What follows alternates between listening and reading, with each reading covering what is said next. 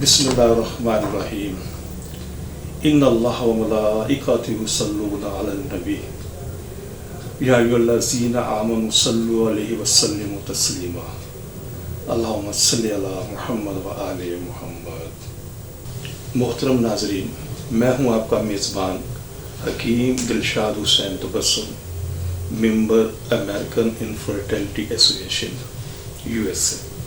मोहतरम नाज़रीन, हस्ब साबिक आज भी हमारे पास ढेरों मुफीद मालूमात मौजूद हैं जो बेऔलाद मरीज़ों के लिए यकीनन एक उम्मीद का पैगाम होंगे। मोहतरम नाज़रीन, हमारी दुआ है कि हर आंगन औलाद की खुशियों से महकता रहे, लेकिन अगर खुदा न खास्ता आप में से कोई भी कपल औलाद जैसी नेमत से महरूम है तो हमारी तिबी तहकीक से ज़रूर फ़ायदा उठाइए। हमारे इस प्रोग्राम की अहम डिस्कशन चलती रहेंगी। आपसे गुजारिश है कि हमारे इस प्रोग्राम को सब्सक्राइब करें, लाइक करें, शेयर करें ताकि हमारी आने वाली तमाम वीडियोस आप तक आसानी से पहुंच सकें।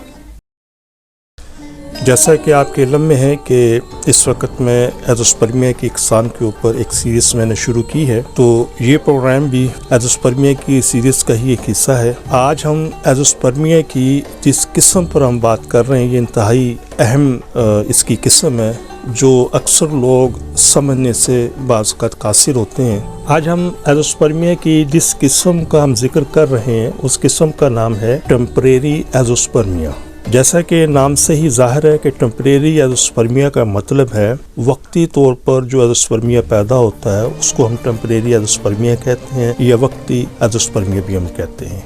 ठीक है जी। तो अपने गुज़िश्ता प्रोग्राम नंबर 8 में जो ऑलरेडी यूट्यूब पर मौजूद है उसमें एज़ोस्पर्मिया के हवाले से मैंने बहुत सारी इक़साम पर मैंने बड़ी तफसील के साथ प्रोग्राम किया है और कुछ इक़साम को मैंने मुख्तसर इसमें बयान किया है। तो जो इक़साम को मैंने मुख्तसर तौर पर बयान किया है उनको मैं तफसील से बयान कर रहा हूँ और उसको हमारा जो सीरीज़ का ये दूसरा हमारा प्रोग्राम है जिसका हमने इंतखाब किया है, इसका नाम है टेम्परेरी एज़ोस्पर्मिया। तो फिर हम तफसील से बात करते हैं। जैसा कि मैं पहले भी अर्ज़ कर चुका हूँ कि ये अपने नाम से ही ज़ाहिर है, किसी को इसका मतलब समझने में मुश्किल नहीं होनी चाहिए।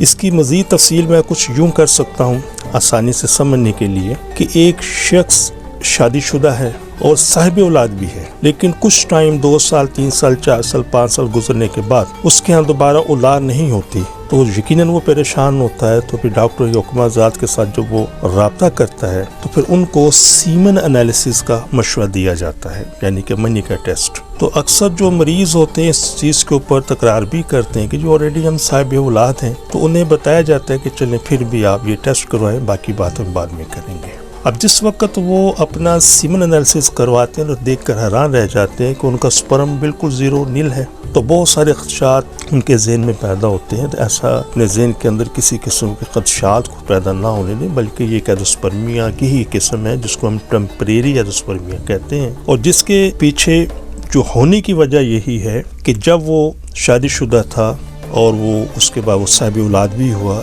इसके दरमियान कोई ऐसा प्रॉब्लम हुआ जिसकी वजह से उसके स्पर्म नील हो गए। तो ऐसे तमाम मरीज़ हमेशा एक बात को ज़हन नशीन रखें कि एज़ोस्पर्मिया की बहुत सारा इक़साम है और ये जो टेम्परेरी एज़ोस्पर्मिया है ये उस किस्म में सबसे आसान है, यानी कि सबसे आसान और कम वक्त के अंदर इसका इलाज हो जाता है।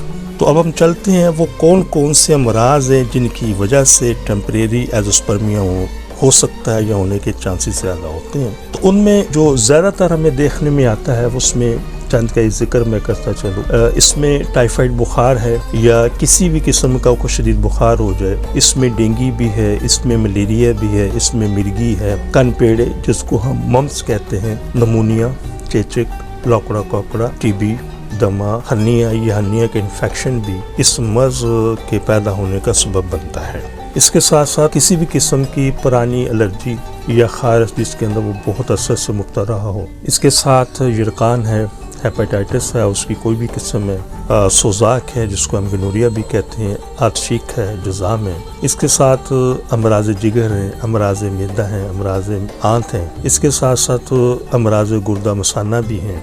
کسی بھی وجہ سے دماغ کو چوٹ لگ جائے یا ریڑھ کی ہڈی پر کو چوٹ لگ جائے یا موڑوں کے اوپر کو چوٹ لگ جائے اور اس کے ساتھ خصیوں پر بھی اگر چوٹ لگ جائے یا اس میں سوزش ہو جائے تو یہ مرض پیدا ہونے کے چانسز ہوتے ہیں۔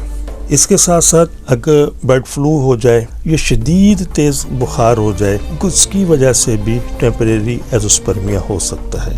وہ لوگ بھی جو کثرت سے ہاٹ ٹب کے اندر نہانے کے عادی ہیں ان میں یہ مرض ہو سکتا ہے، اور بعض مریضوں کے اندر ٹیسٹوسٹیرون تھراپی کی وجہ سے بھی ٹیمپریری ایزوسپرمیا ہو سکتا ہے۔ تو میں نے اپنے اس پروگرام کے اندر کوشش کی ہے کہ ایزوسپرمیا کی ایک قسم جس کو ہم ٹیمپریری ایزوسپرمیا کہتے ہیں اس کے ہونے کی وجوہات کے حوالے سے مختصر میں نے آپ کی خدمت میں کر دی ہے۔ مزید اگر آپ اس پر کوئی بات کرنا چاہیں، سمجھنا چاہیں تو میرے نمبر حاضر ہیں، مجھ سے آپ رابطہ کر سکتے ہیں۔ اور آخر میں امید کرتا ہوں کہ میری باتوں کو آپ نے غور سے سنا بھی ہوگا، سمجھا بھی ہوگا، اور جو مریض علاج کر کے تھک کر بیٹھ گئے ہیں وہ اپنی پہلی فرصت میں رابطہ فرمائے، انشاءاللہ مایوسی نہیں ہوگی اور انشاءاللہ اسم اللہ میں کامیابی عطا فرمائے گی۔ اجازت چاہوں گا، اللہ حافظ۔